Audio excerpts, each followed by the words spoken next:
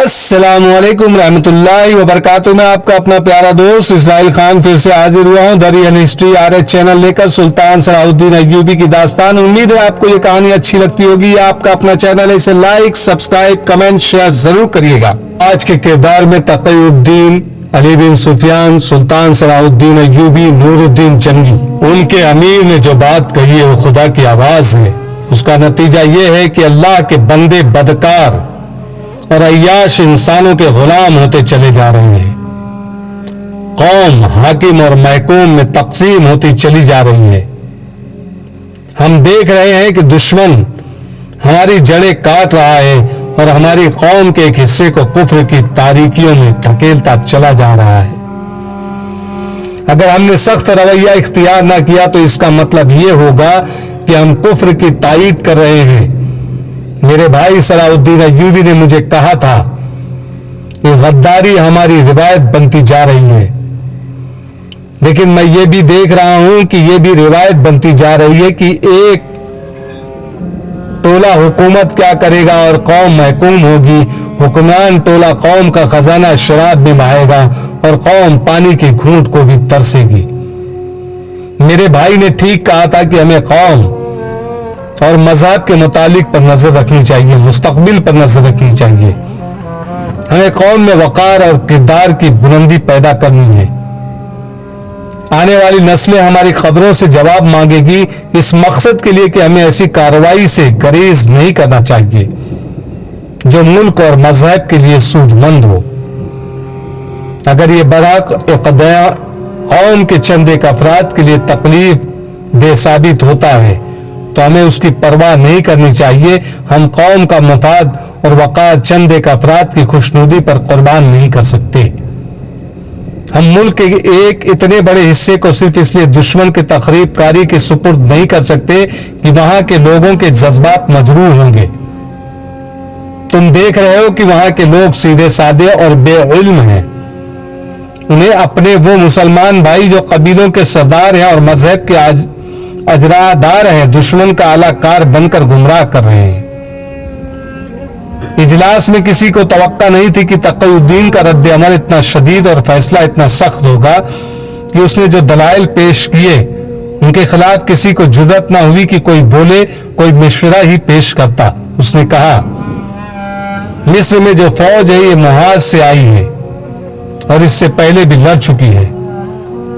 اس فوج کے صرف 500 گھڑ سوار اور 200 شتر سوار اور 500 پیادہ آج شام اس علاقے کی طرف روانہ کر دو جہاں وہ مشکوک کھنڈرات ہیں. یہ فوج اس علاقے سے اتنی دور رہے گی کہ ضرورت پڑی تو فوری طور پر محاصرہ کر سکے. میرے ساتھ دمشق سے جو 200 سوار آئے ہیں وہ علاقے کے اندر جا کر کھنڈروں پر حملہ کرے گی. ایک چھاپا مار دستہ کھنڈروں کے اندر جائے گا, 200 سوار کھنڈروں کو محاصرے میں لیں گے اور تیسرا جو دستہ ہوگا حملہ ہوا یا مزاحمت ہوئی تو فوج کا بڑا حصہ مقابلہ کرے گا اور محاصرہ تنگ کرتا جائے گا. اس کارروائی میں فوج کو سختی سے حکم دیا گیا کہ کسی نہتے کو نہیں چھیڑا جائے گا. اس فیصلے کے فوراً بعد فوجی حکام کوچ حملے اور محاصرے وغیرہ کا منصوبہ تیار کرنے میں مصروف ہو گئے. سلطان ایوبی مصر کی تازہ صورتحال سے بے خبر کرک اور شوبک قلعوں کے درمیان میلہا میل وسیع صحرا میں جہاں ریتیلی چٹانوں, ٹیلوں اور گھاٹیوں کے علاقے بھی تھے اور جہاں کسی کسی جگہ پانی اور سائے کی بھی افراد تھی, صلاح الدین ایوبی نے نئی جنگی منصوبے کے مطابق اپنی افواج کو سب بندی کر رہا تھا. جاسوسوں نے اسے بتایا تھا کہ صلیبی ملی طاقت سے دوگنی طاقت سے جو زیادہ تر ذرہ پوش اور بختر بند ہوگی قلعے سے باہر آ کر حملہ کریں گے. یہ فوج سلطان ایوبی کی فوج کو آمنے سامنے کی جنگ میں الجھا لے گی اور دوسری فوج عقب سے حملہ کرے گی. سلطان ایوبی نے اپنی فوج کو دور دور تک پھیلا دیا. سب سے پہلا کام یہ کیا کہ جہاں جہاں پانی اور سبزہ تھا وہاں فوراً قبضہ کر لیا. ان جگہوں کے دفاع کے لیے اس نے بڑے سائز کی کمانوں والے تیر انداز بھیج دیے. ان کی تیر بہت دور تک جاتے تھے. وہاں منجنیقیں بھی رکھی گئی. آج کے دور میں جو توپ ہے اس طریقے سے پہلے منجنیقیں بنائی جاتی تھی. جو سب سے بڑی منجنیق بنانے کا اگر کسی کو انعام دیا جاتا ہے, کسی کا نام لیا جاتا ہے تو وہ صلاح الدین ایوبی رحمۃ اللہ علیہ تھے. वहां मंजनीखें भी रखी जो आग की हांडियां फेंकती थी। ये एहतमाम इसलिए किया गया था कि दुश्मन करीब ना आ सके। बुलंदियों पर भी कब्जा कर लिया गया। सुल्तान अय्यूबी ने तमाम दस्तों को हुक्म दिया कि दुश्मन सामने से हमला करे तो वो और ज्यादा फैल जाए, ताकि दुश्मन भी फैलने पर मजबूर हो जाए। उसने अपनी फौज को ऐसी तरतीब में कर दिया कि दुश्मन ये फैसला ही नहीं कर सकता था कि मुसलमान फौज के पहलू किधर और अकब किस तरफ है। सुल्तान अय्यूबी ने फौज का एक बड़ा हिस्सा रिजर्व में रख लिया था। एक हिस्से को इस तरह मुतहरक रखा कि जहां कमक की जरूरत पड़े फौरन कमक दे सके। उसका सबसे ज्यादा खतरनाक हथियार उसके छापामार दस्ते थे, जिसे आज के दौर में गोरिल्ला कहते हैं, और उससे ज्यादा खतरनाक उसका जासूसी निजाम था जो सलेबियों की नकल हरकत की खबर दे रहा था। शूबक का किला सुल्तान अय्यूबी सर कर चुका था। सलेबियों के मंसूबे में यह भी था कि उनके लिए हालात साजगार हुए तो वो शूबक को मुहासे में लेकर फतह कर लेंगे। उन्हें तवक्का थी कि उनका इतना ज्यादा लश्कर सुल्तान अय्यूबी के कलील तादाद फौज को सेहरा में खत्म कर देगा या इतना कमजोर कर देगा कि वो शूबक को बाहर से मदद नहीं दे सकेगी। उनके इस मंसूबे के पेश नजर सुल्तान अय्यूबी ने शूबक की दो तरफ, जिस तरफ से सलेबी उस किले पर हमला कर सकते थे, खाली छोड़ दी। उससे सलेबियों के लिए मौका पैदा कर दिया कि वो रास्ता साफ देखकर शूबक पर हमला करे। उस तरफ से उसने देखभाल वाली चौकियां भी हटा दी और दूर दूर तक इलाका खाली कर दिया।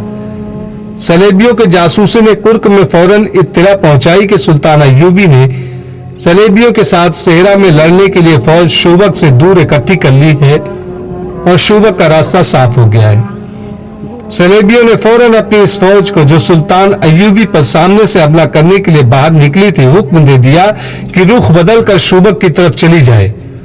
चुनांचे ये फौज उधर को हो ली। उसके पीछे रसद के जखीरे जा रहे थे। फौज जब शूबक के 4 मील दूर रह गई तो उसे रोक लिया गया। ये उस फौज का आर्जी पड़ाव था। रसद की घोड़ा गाड़ियां, ऊंट, खच्चर हजारों की तादाद में चले आ रहे थे। उन्हें कोई खतरा न था क्योंकि मुसलमानों की फौज का दूर दूर तक नामो निशान न था।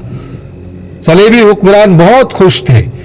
उन्हें शूबक का किला अपने कदमों में पड़ा नजर आ रहा था, मगर रात को उन्हें अपने पीछे 5-6 मील दूर आसमान लाल सुर्ख नजर आया। शोले इतने बुलंद थे कि इतनी दूर से भी नजर आते थे। सलेबियों ने सवार दौड़ा दिए। जहां से शोले उठ रहे थे वहां उनकी रसद थी। सवार वहां पहुंचे तो उन्हें सेहरा में बेलगाम घोड़े और बेसहारा ऊंट हर तरफ दौड़ते भागते नजर आए। ये तबाही सुल्तान अय्यूबी के एक छापामार दस्ते की बपा की हुई थी। रसद में घोड़ों के लिए खुश्क घास से लदी हुई सैकड़ों घोड़ा गाड़ियां थी। उन्हें रसद के कैंप के इर्द गिर्द खड़ा किया गया था। सलेबी खुशफहमियों में मुब्तला थे। उन्हें मालूम नहीं था कि उनकी हर एक हरकत पर सुल्तान अय्यूबी की नजर है। रात को जब रसद का कैंप सो गया तो सुल्तान अय्यूबी के मुसलमान छापामारों ने ऊंटों पर जाकर खुश्क घास में आतिशे फलीतों वाले तीर चलाए। घास फौरन जल उठी। देखते ही देखते कैंप शोलों के घेरे में आ गया। उनके नरगे में आए हुए इंसान जाने बचाने के लिए इधर उधर दौड़ते तो उनमें से बहुत से तीरों का शिकार हो गए। जो जानवर रस्सियां तोड़ सके वो तो भाग गए और जो खुल न सके वो जिंदा चल गए। दूर दूर तक फैला हुआ कैंप जहन्नम बन गया। छापामारों ने कई एक ऊंट और घोड़े पकड़ लिए और वापस चले गए। सुबह तुलू हुई। सलेबी कमांडरों ने जाकर रसद का कैंप देखा, वहां कुछ नहीं बचा था। उनकी 1 माह की रसद तबाह हो चुकी थी। गल्ला तबाह हो चुका था। वो समझ गए कि शूबक का रास्ता जो साफ था ये सुल्तान अय्यूबी की एक चाल थी। उन्होंने बगैर देखे कह दिया कि कुर्क से शूबक तक उनकी रसद और कमक का रास्ता महफूज नहीं। चुनांचा उन्होंने शूबक का मुहासा मुलतवी कर दिया। रसद के बगैर मुहासा नामुमकिन था। और जब उन्हें इत्तला मिली कि गुज़िश्ता रात उस फौज की भी रसद तबाह हो गई है जो सुल्तान अय्यूबी की फौज पर सामने से हमला के लिए तैयार की गई थी, तो उन्होंने अपने तमाम तर जंगी मंसूबे पर नजरशानी करने का फैसला कर लिया। उन्हें कहीं भी सुल्तान अय्यूबी की फौज नजर नहीं आ रही थी। उन्हें जासूस ये भी नहीं बता सके थे कि मुसलमान की फौज का इज्तिमा कहां है। दरअसल ये इस्तना कहीं भी नहीं था। सुल्तान अय्यूबी को इत्तला मिली कि सलेबियों ने दोनों मुहाजों पर पेशकदमी रोक दी है, तो उसने अपने कमांडरों को बुलाकर कहा, सलेबियों ने जंग मुलतवी कर दी है, लेकिन हमारी जंग जारी है। वो दोनों फौजों के आमने सामने के तआसुदुन के जंग कहते हैं, मैं छापों और शबखूनों को जंग कहता हूं। अब छापा मारो को सरगर्म रखो। सलेबी दोनों तरफ से पीछे हट रहे हैं, उन्हें इत्मीनान से पीछे न हटने दो। इंतहाई अकब या पहलू पर शबखून मारो और गायब हो जाओ। सलेबी आपको अपने सामने लाकर लड़ाना चाहते हैं, लेकिन मैं आपको उस मैदान में उनके सामने ले जाऊंगा जो आपकी मर्जी का होगा और जहां की रेत भी आपकी मदद करेगी। सुल्तान अय्यूबी का कोई ठिकाना नहीं था। वो अपने अमले और मुहाफिज दस्ते के साथ खाना बदोश था। किसी एक जगह न ठहरने के बावजूद मालूम होता था जैसे हर जगह मौजूद है। मिस्र में सुल्तान अय्यूबी का भाई तक़ीउद्दीन सलेबियों के दूसरे मुहाज पर हमलावर हो रहा था। ये मिस्र का जुनूब मगरबी इलाका था, जहां के डरावने तीरों के अंदर फिरऔनों के हौलनाक खंडरात में हजरत ईसा आसमान से वापस आने वाले थे। तमाम तर इलाका एक नए अकीदे का पैरोकार हो गया था। जुमेरात की शाम थी। जायरीन का हुजूम खंडर के गार नुमा दरवाजे में दाखिल हो रहा था। अंदर बड़े कमरे में पुरस्कार आवाज गूंज रही थी। लोगों को दीवार पर गुनहगार और नेकोकार जाते नजर आ रहे थे। वहां वही समा था जो हर जुमेरात के रोज हुआ करता था। अचानक उस पुरस्कार मुकद्दस इंसान की आवाज खामोश हो गई, जिसके मुतालिक मशहूर था कि गुनहगारों को नजर नहीं आता। उसकी बजाय एक और आवाज सुनाई दी, गुमराह इंसानों, आज की रात घरों को न जाना, कल सुबह तुम पर वो राज फाश हो जाएगा जिसके लिए तुम बेताब हो। यहां से फौरन बाहर निकल जाओ। हजरत ईसा तशरीफ ला रहे हैं, इस खंडर से दूर जाकर सो जाओ। बड़े कमरे में हैरतज़दा लोगों को दीवार पर जो चमकते हुए सितारे नजर आते थे वो मान पड़ गए। उस वक्त उन सितारों में से हसीन लड़कियां और खूबरू मर्द हंसते खेलने गुजरते थे। लोगों ने देखा कि फौजी किस्म के कुछ आदमी उन्हें पकड़ पकड़ कर ले जा रहे हैं। कहीं से चीखें भी सुनाई दे रही थी। बादल जो गरजते थे वो भी खामोश हो गए। लोगों के लिए ये जगह बड़ी ही मुकद्दस थी। वो खौफजदा हो के बाहर को भागे और खंडर खाली हो गया। ये इनकलाब तक़ीउद्दीन और अली बिन सुफियान लाए थे। उनके साथ फौज की वही नफरी थी जो तक़ीउद्दीन ने अपने हुक्म में बताई थी। ये दस्ते शाम के बाद तीरों वाले इलाके के करीब पहुंच गए थे। उनकी रहनुमाई शारजा कर रही थी। जो घोड़े पर सवार थी वो उन्हें जुमेरात की शाम वहां ले गई थी, क्योंकि उस रोज वहां मेला लगता था और आज भी जुमेरात के दिन ही मज़ारों पे मेले लगते हैं और दूर दूर से लोग आते थे। फौज के बड़े हिस्से को, जिसमें 500 घुड़सवार, 200 शूत्र सवार और 500 प्यादा थे, इस इलाके से जरा दूर रखा गया था। उन्हें निहत्ते लोगों के खिलाफ